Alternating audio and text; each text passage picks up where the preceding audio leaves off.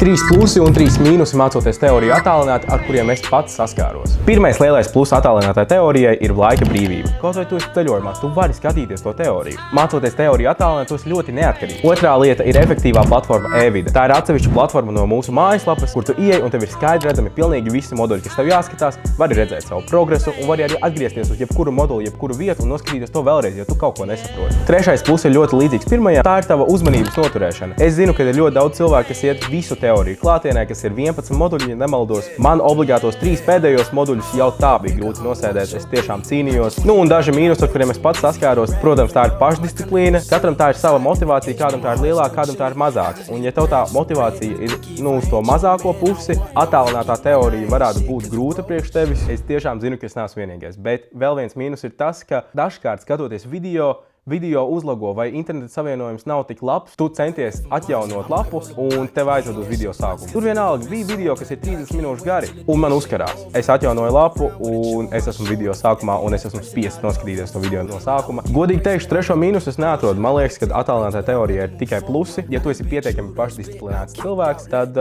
problēma tam nevajadzētu būt. Tā kā jā, šie bija 3 plusi un 2 mīnusi par attālināto teoriju.